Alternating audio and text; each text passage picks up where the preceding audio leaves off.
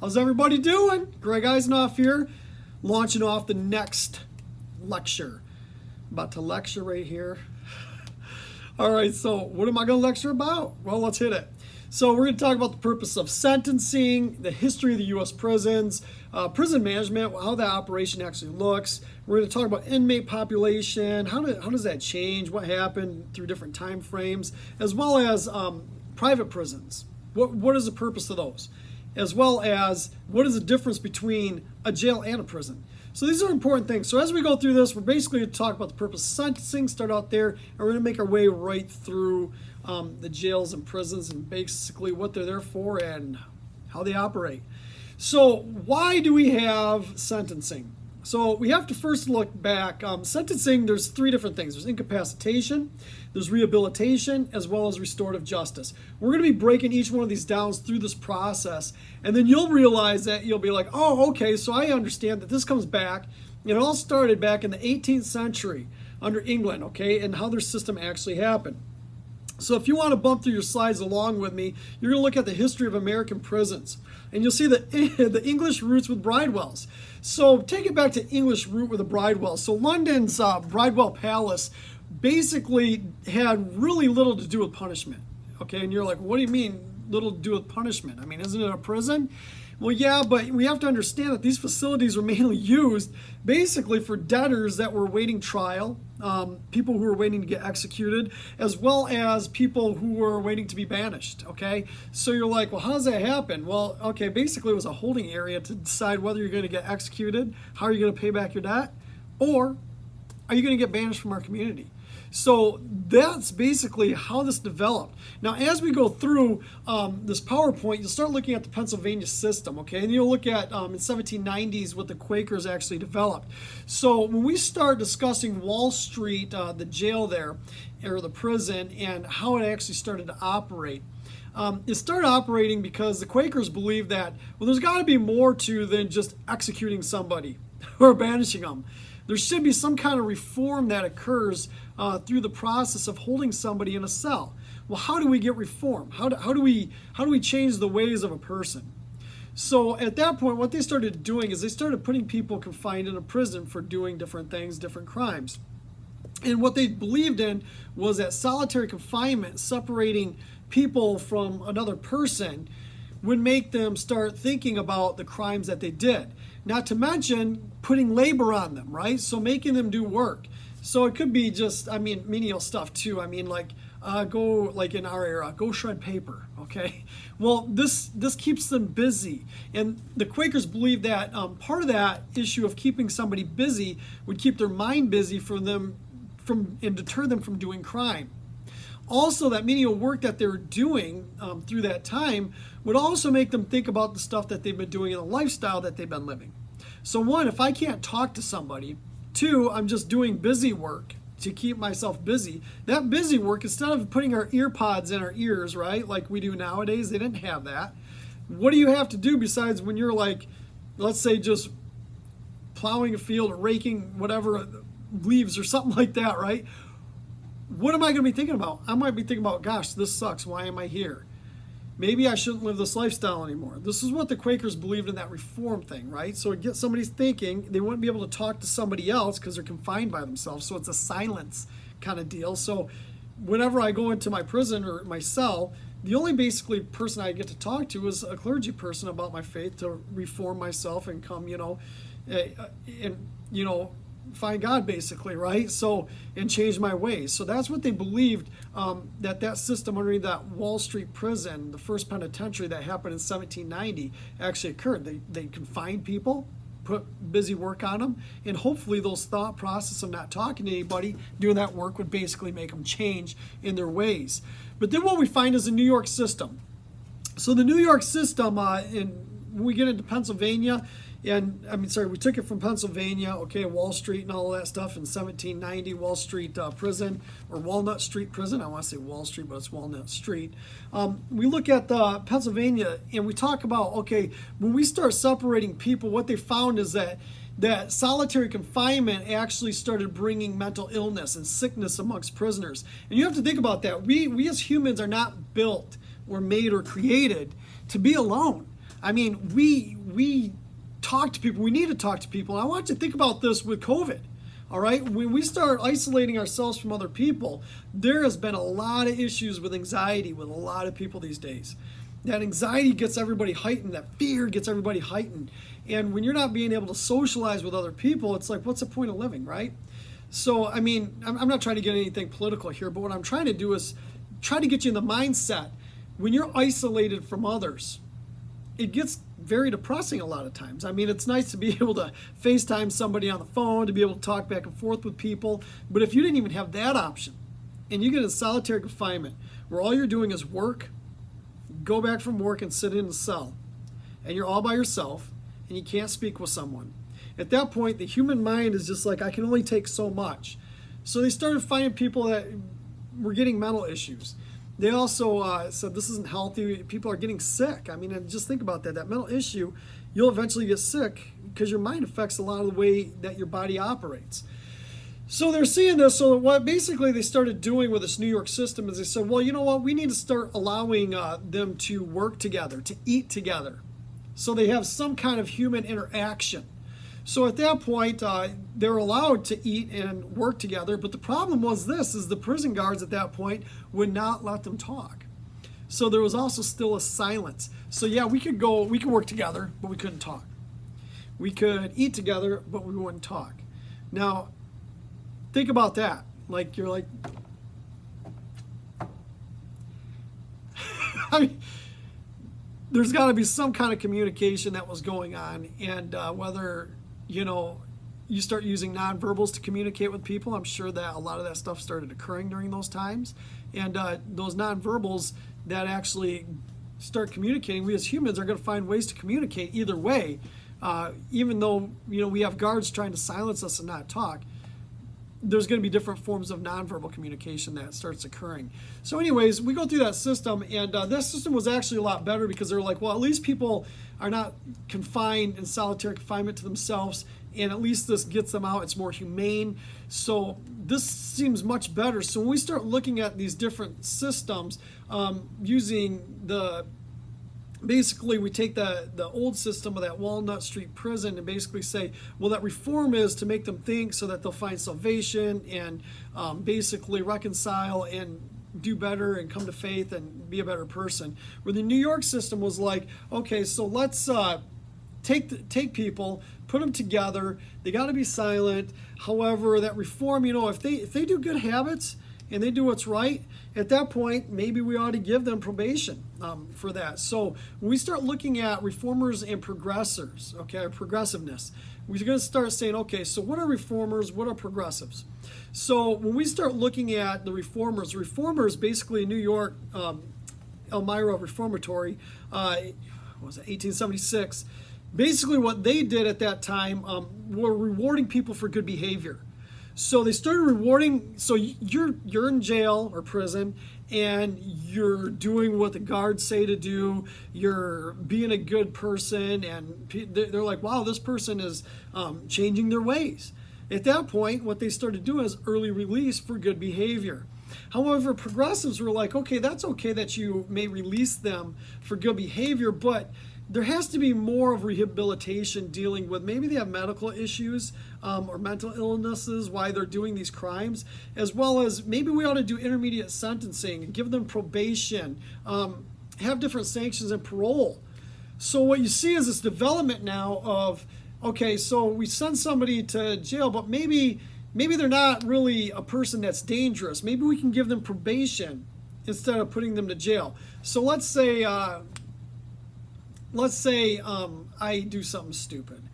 Let's say I urinate in public. Well, am I violent? No. Should I go to jail? No. Should I maybe be on probation, you know, depending on, get some fines and costs done, like, hey, don't do that again. I can hit your pocketbook and you realize, oh, shoot, I got to pay this money. I didn't want to, you know, pee in public and have it cost me $500. Maybe that's not a good idea. Maybe I won't do that anymore, right? So progressives are like, you know, maybe there's other ways than just confining somebody. Because, see, under the English ways, how it started was basically you're just kind of held there to see if you're going to be executed, banished, or how you're going to pay back your fines, right? Where now it's taken it to this other level of when we started getting into the actual prison stuff with the Walnut Street prison of let's confine them for actions that they've done and put them in solitary, to now the New York way of, well, we're not going to put them in solitary, but we'll put them to work with each other and eat with each other, but yet, they can't talk to each other. And now we got into this, okay, well, let's start allowing them to talk together. Let's start housing them together, because what they're doing is running out of space. And when you run out of space, you're going to have to do something, because your budgets are only so much with the prisons. So, and with the jails. So what they started doing is putting people together, obviously. It started progressing, okay? Not to get those confused with progressives and with reformers. But the reformers basically were like, hey, you know what? So we can prevent the overloading of our jails here. If they're good behavior, let's let them out. Progressives are like, well, does everybody have to go to jail? Can we put probation on people? Can we do different sanctions, parole, whatever it might be? And is punishment in prison really the actual, do we need that? So basically, we're kind of looking at that and basically making things move forward. So to prevent overcrowding in prisons and people who really don't need to go to jail or prison to go in there. And so when I look at the progressives, I kind of look back at, if any of you saw the Shawshank Redemption, innocent man, an accountant, basically gets set up for a murder of his wife. And he goes into prison, and prior to prison, he was actually a really good guy, businessman, accountant, did everything, a banker, did everything the right way.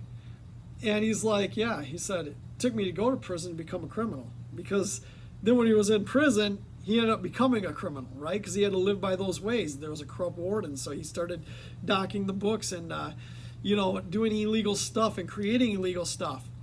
I often sit back and say, well, if somebody urinates in public because they made a bad choice and they were drunk one night, all right, now you send them to jail and then you put them in there for, 30 days, okay? The question is this, now who are they around? And will that change their ways? You know what I mean? So you got to kind of look back at, you're like, is jail really the best spot for somebody who's really nonviolent, right? So should we give them different rehabilitation? So we're going to start moving now ourselves into the different phases of models of prisons. So we look at three general models of prisons. We look at the custodial model, okay? That's incarcerating prisoners and keeping them there and preventing them from doing anything. And then it's also basically there for deterring the crime outside of the jail. So like if you got a guy doing a bunch of B&E of businesses and basically they broke into 50 businesses, well, your crime goes way up for B&Es, right? Okay, so when they're locked up, they're not able to do all those B&Es or breaking and entering of buildings. So what happens? Your crime reduces, right? So now you're deterring crime. So basically, and the retribution of it too, it's like, okay, you stole from me, good. Go stay in jail and then pay fines and costs too back for what you damaged or stole from me. Okay, but the rehabilitation model stresses individual treatment. And I want you to take a moment with me and look at that rehabilitation model. We're going to get deeper into that stuff, but if I was peer pressured into using drugs by maybe, a group of friends or something like that, and I started using drugs and I became addicted to it, am I a criminal? Based upon that peer pressure that I was given at that time, and now I'm addicted to the drug. So now I'm writing up a false script so I can get some, oxycodone or whatever it might be, just to feed my habit. Now once I start breaking in people's houses and stealing stuff, now I take it to a different level. But if you arrest me for the use of drugs and nothing else, and I'm not breaking in or stealing anything from anybody else, would jail rehabilitate me, or would counseling and other ways help me more than just sending me to jail? So we start getting a rehabilitation model. I want you to start thinking about that. And the reintegration model also dealing with work release and stuff like that. So let's take a look right now with me. First of all, how is prisons, the management set up? So once we start looking at that, then we're going to break it down with those three other areas that we just discussed, dealing with the custodial model, the rehabilitation model, as well as the reintegration model. So the prison management, with a warden and deputy wardens, correctional officers, and staff. So the warden obviously sits on the high the highest part, okay? Then you have, the deputy wardens underneath them, okay? Then you have the correctional officers. That'd be like the correction guards that we used to call them, but now we brought more professional names to them, so they're correctional officers, as well as other staff working in the prison, okay? So warden sits at the top. Now, if the warden has a chain of command, he'll or she will assign different wardens underneath each individual operations of that prison. So we have, if you look at the PowerPoint, you'll see one for custody. Now, under that custody, there falls a thing that we understand is PREA, okay? So this has to deal with a lot of CSCs or rapes that were occurring in prison, and basically how we handle the safety of our inmates so that they're not raped in prison. So this new thing came across called PREA, that they're also overseeing the stuff. So we look at the security of the actual prison, how the guard forces rules, the different training that's provided to your correctional officers, the safety that goes on with the inmates inside there. How do you discipline prisons? Do you cite them for doing a wrong act? Maybe the prisoner gets in a fight, right? How do you discipline that? Okay, so there's different things that occur. There's also different things that occur in the prison too, because people corrupt. You may have a corrupt correctional officers sneaking in drugs into the prison. Well, how are they getting in? And then the inmates that are dealing the prison and doing all that stuff, you need an investigations department to operate under that too. So you'll have investigative officers under there as well. And then how do you schedule or do scheduling with visitors coming in and out? And what is the process of the visitor coming in the jail, or into the prison, I should say? There was years ago when I was working at Kent, when I stopped a guy on 28th Street, and he was on parole.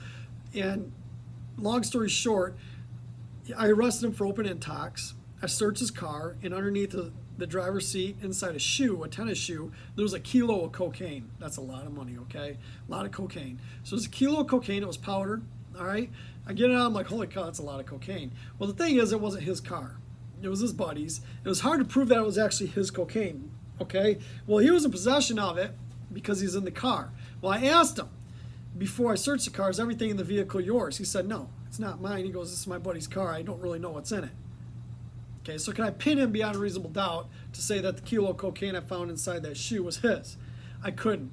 However, he's on parole. So I got sent out for a parole violation out to Jackson State Penitentiary at that time. And at that point, Jackson State Penitentiary was in full business. And I'll never forget it, walking inside that penitentiary. It was weird because me coming in as a law enforcement officer, they're checking me thoroughly. My gun, I couldn't take my gun in. I had to leave everything, outside in a lockbox and everything. I come in, they go over with a metal detector with me and everything like that, and they were serious with me, okay? And then I go into the area of the prison. It's like, it was very, actually, I'm going to say this, it's very depressing. Like, I walked in there, I was like, wow, talking about all your rights just being ripped away from you. It's just a very humbling feeling when you walk in there. Like, I couldn't imagine having to spend my life behind bars. No fun. And when I look at that visiting schedule, I mean, you're talking about law enforcement going in there, right? And you don't let them have their guns. You take away their privileges because why? You're in their house, right? So you're in the prison house. They run the operations in there. So, it was neat to see the procedures of how when you go visit somebody, they check your mouth, make sure you don't have anything in it. There's a lot of stuff that they do with searching you before you even get to visit somebody. So anyways, your mail is fed through before, or looked through before even the inmates get the mails, make sure that things are appropriate getting to them. So there's a lot of stuff dealing with that custody piece. Then there's the management, and you got to think about the budget, the accounting, the purchasing, who you're using for food, where you're storing stuff, the clothing and laundry, and maintaining the grounds, okay? Then you get to the programs, okay? So we talk about rehabilitation. What programs and what schooling are you giving to the inmates while they're in there? Because there are some people who also need medical issues, right? Like, they could be mentally health, but they also could just be sick. So if they're mentally ill or they're physically sick, okay, there's stuff that you have to do with that. Religious services. Who do you allow in to do the religious services, okay? Is there a specific religion? Or all religions? Or if you're going to talk about this faith, Who can go to that one? Who can't go to that one? Is everybody welcome to go? And how many people can you actually have go in there? So there's a lot of things that you have to think about being that deputy warden overseeing the programs. And then when we look at the industry and agricultural, you look at, okay, can we have different prisoners work on different farming, doing different work release programs, going to the freeways and picking up trash? How does that look, and who do we put into those programs that we can actually trust to actually go in there and do that and handle it right? So if we look at, if you go into his slides, there's one in there that deals with prison management. And the prison management has state prisons and then it has federal prisons. And when you look at the state prisons, it shows mostly violent offenders on these pies. When it shows, it'll have like I think a big blue area.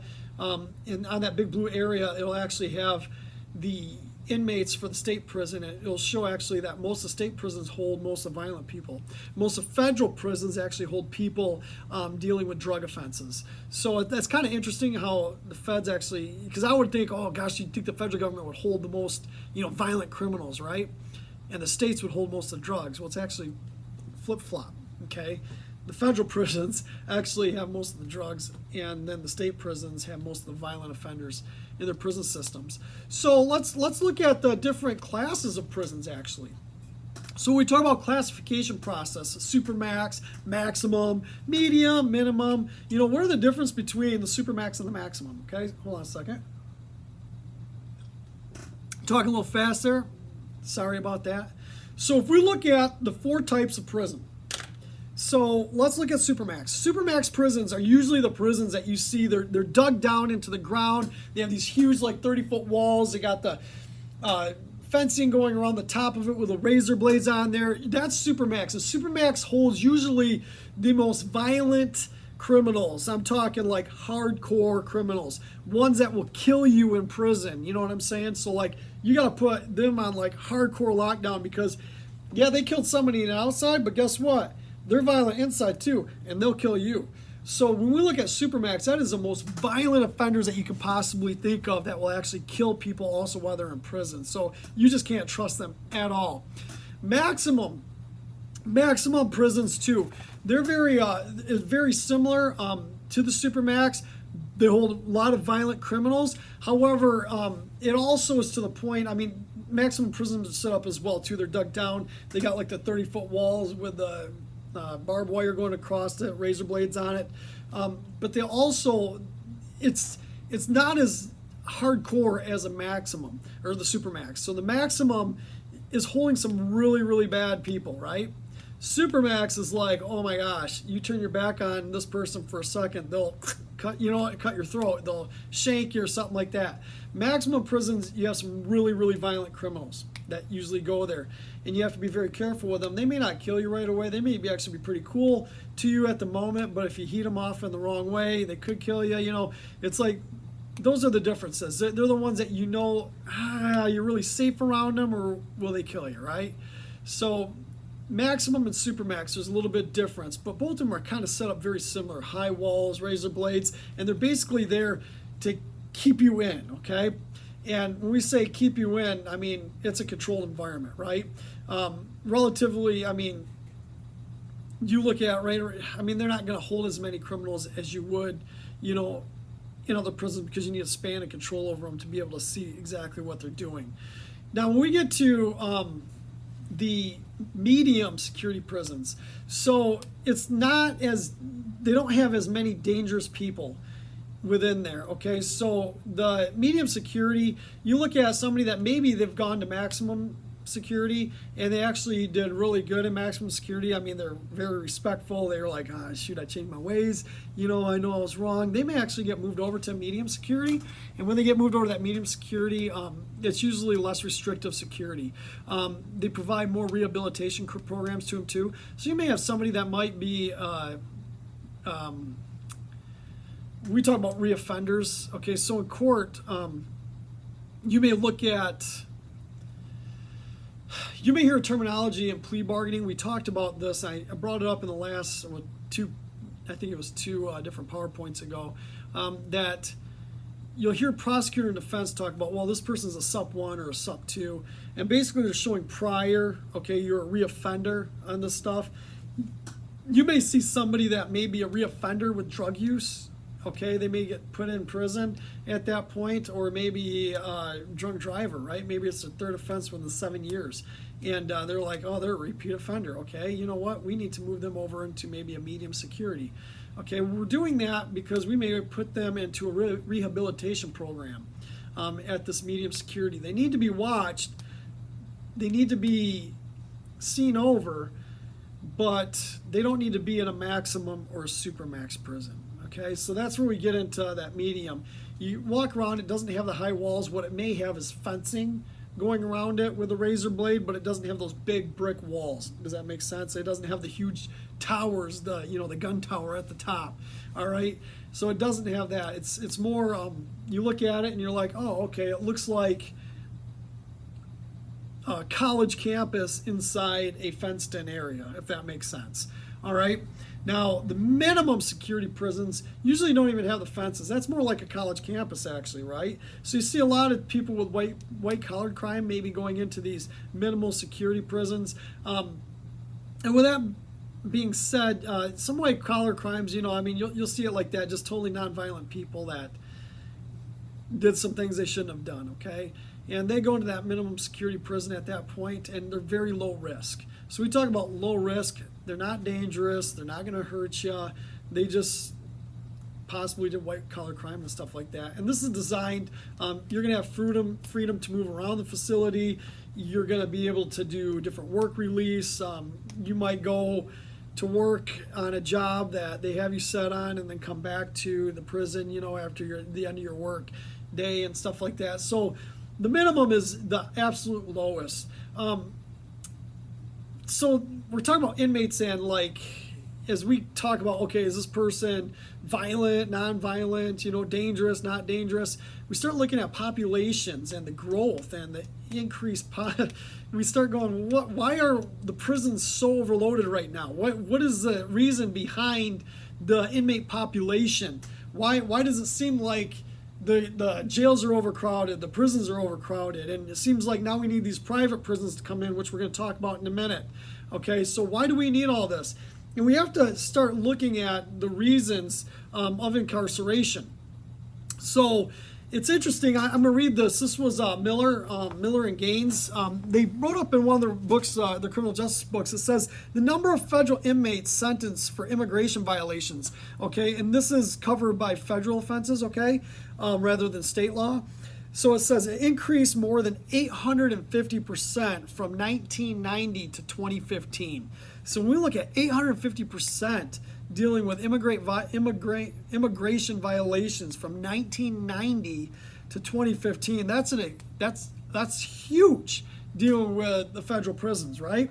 We also look at dealing with female offenders behind bars. Sorry about that. Forgot to turn my phone on silence. But when we look at in 2017, there was nearly 12,700 female offenders behind bars in federal prison, about 75% more than in 1995. And it says, indeed, there were about the same number of women in federal prisons for drug offenses in 2012 as there were for all offenses in 1995. So when we start looking at the prison growth of what's occurring, we could kind of say, well, there's a couple different reasons for that too. There's mandatory minimums, which means that the sentencing says, okay, they may be a repeat offender, and because they're a repeat offender, say this is their third drunk driving offense within 7 years, there's a mandated 5 years in prison. You cannot get early release for good behavior. At that point, so now we got this person locked up for 5 years, let's say. So there's no chance of parole because they're mandatory to make 5 years. Then have parole possibly after that. You follow me on this, everybody? Well, now you got this person locked up. Now you get a couple more. And now what happens is these mandatory minimums are starting to grow. And now we have too many people in the prison right now. We're like, we got to release some of these people because we're overcrowding at this point. Or we need to build more prisons. Or we need to, contract out to a private prison. So this is where we start getting the stuff. The immigration prosecutions, what I just read, increased 850% from 1990 to 2015. Okay, that's a big deal. That's a huge deal. 850%. It's not like, oh yeah, we doubled it. Okay, 8 times that number, right? That's a lot.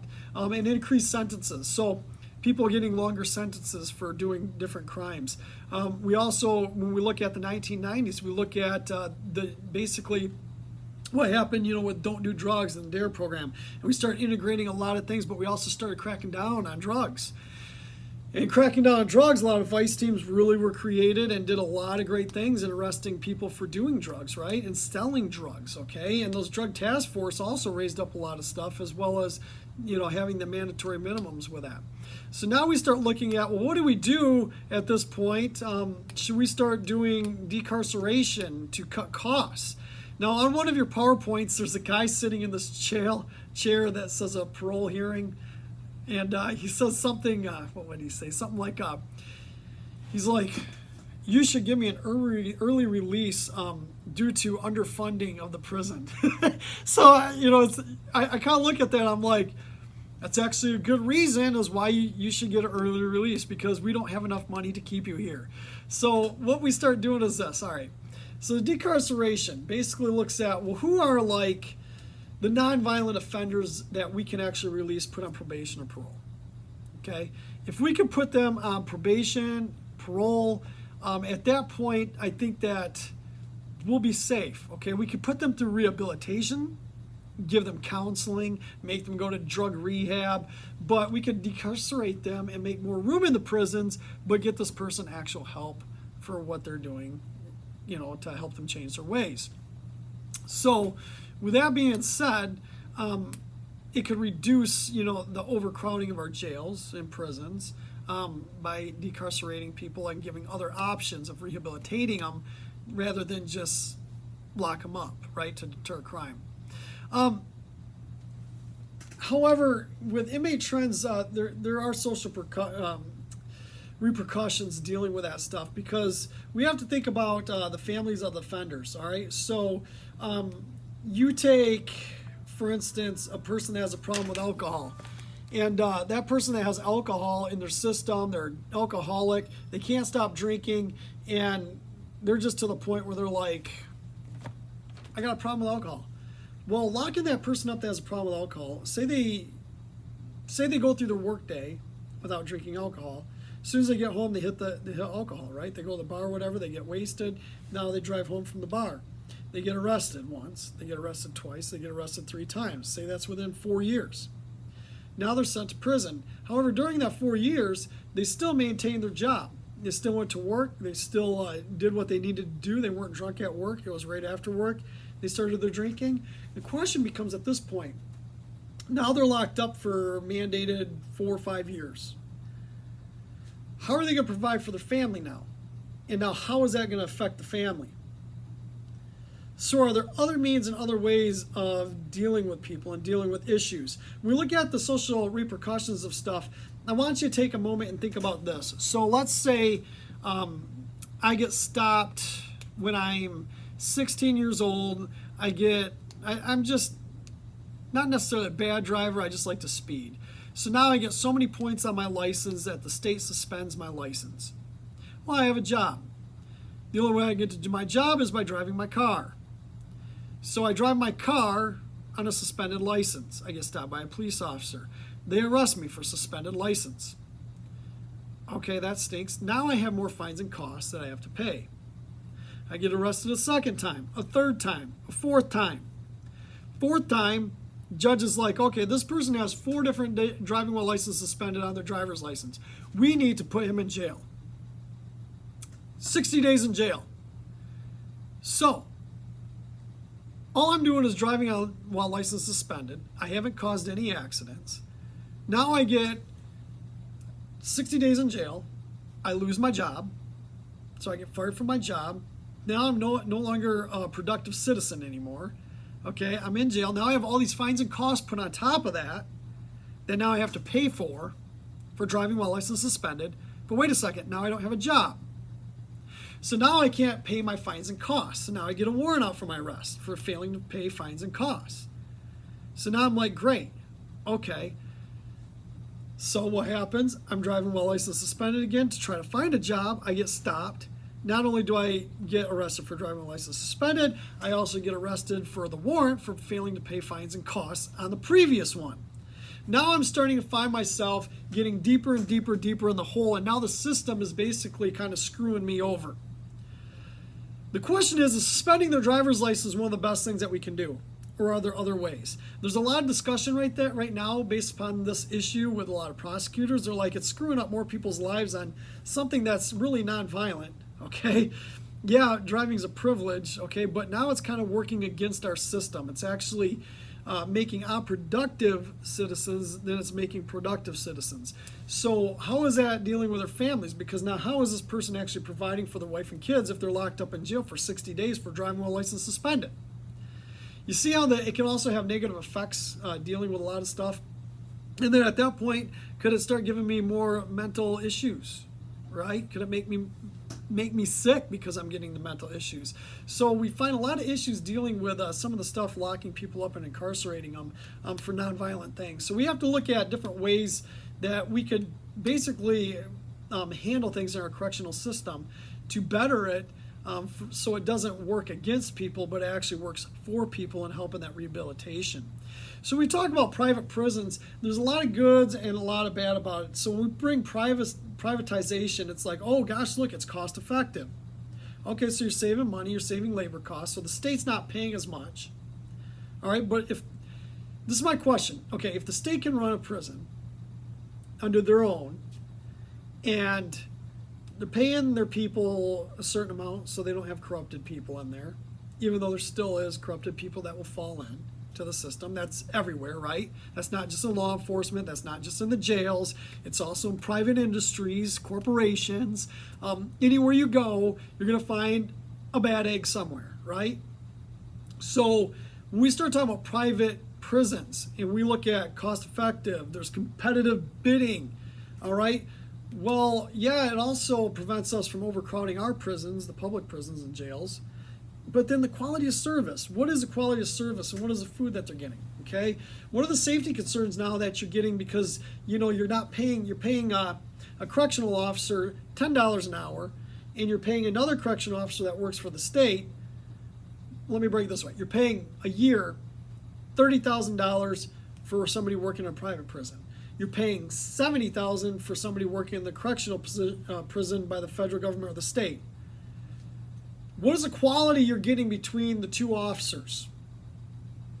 Does that make a difference, the pay? It could if we take it back to the political area with the corruption, right? Not getting much pay. Oh, I can get paid over here by letting my eyes turn this way on this incident. Private, is it good? Is it bad? I don't know. That's something that we have to look at, I think, a little bit deeper with the private things, because financial concerns, and also, should the state be the only one that punishes the citizens dealing with the prisons and jails, right? Federal government and state. Should private people get involved in that? Because when private people get involved, there's always money involved, right? So whoever owns it is making all the money. It's just, I don't know. I think it leads to corruption. I might be wrong. That's my own opinion. Maybe I shouldn't throw my opinion out on private prisons. But, you make your own decision on that. Private prison's good. Yeah, they'll have the same facilities kind of set up very similar, right? But what is the training that they provide their people? What are the food services they're providing? All right? Because obviously, if it's cheaper, how are they providing the same quality that the state and federal government ones would be providing, if that makes sense, okay? So I've been talking about a lot about jails and prisons off my guide, but I want you to think about something too. What is the difference between jails and prisons? Well, there's a lot of different things, okay, between jails and prisons. Now remember, you spend time in jail for any offense that's a year or less. If the offense is a year or more punishable by, at that point, it's a prison issue. Now, you may go to jail to be held for trials, okay, for your felony that's punishable by a year or more. So that might be a holding area for you. And that's actually paid by what? The county. You have the sheriff that oversees that. Okay, so the jails are by the county, by the sheriff's department. The prisons are led by the state and the federal government. Okay, or ran by them, I should say. So each county will have a jail. Each state system will have, like the Department of Corrections, the DOC, Michigan State Department of Corrections. They'll have all the prisons. All right, the counties will have all the jails. So the counties will house people there awaiting trials. Now, you may be sitting in a jail awaiting your trial for 4 or 5 months. And as the process goes through, so let's say I murder somebody. Well, at that point, I murder somebody, I go to the jail. Well, if the judge says, "Ooh, gosh, you're really, really dangerous, there's no bond," I'll be sitting in jail waiting for my trial. Trial goes. I get convicted to 20 years or life in prison. At that point, I'll then get moved from the jail over to the prison system, whether it's federal or whether it's state. I might be there as a drug dealer, right? Possession with intent to deliver cocaine. Say I'm a big drug dealer. I'm moving kilos a week of cocaine. Well, I may get arrested, be sitting at the jail. And as I'm waiting at the jail, okay, for my disposition, finally they say, "Yup, you're found guilty." Now they'll move me from the jail to the prison to finish out my term, if that makes sense. If you get arrested on a warrant and it's just a district court level, say it's driving while license suspended, you have a warrant for there, it's a $100 bond, right? I'll lodge you at the Kent County Jail if I'm working Kent County. At that point, you can bond out with $100 and get out of jail. But meanwhile, you get processed, right? You get fingerprinted, your picture taken. If you're a violent criminal, so let's say violent, what I mean violent is let's say I stab somebody, okay? If I stab somebody with a knife but I didn't kill him, when I go to the jail, what's going to happen? Well, I'll get fingerprinted. And since it's the violent crime that I did, they'll actually take a DNA swab, okay, off my cheek, so they got my DNA also, as well as, you know, my picture of who I am. All right, so I mean, at the jail, they'll process through all that stuff. So if you're waiting a trial, if you're found guilty of a crime less than a year, those are what jails actually house. Prisons, obviously, are anything over a year. Okay, so prison, you've already been through the whole court process, right? And now you're getting sentenced. So when you get sentenced for a year or more, that's when they move you from the jail to the prison, right? So that's kind of how that operates. I've had it where I've actually had to take somebody from the prison, transfer them over to the jail to appear at a circuit court trial that they're waiting for, because let's say they had 2 crimes going, okay? They got convicted of the one crime, so they get moved to the prison, but the other one still has to go to court yet.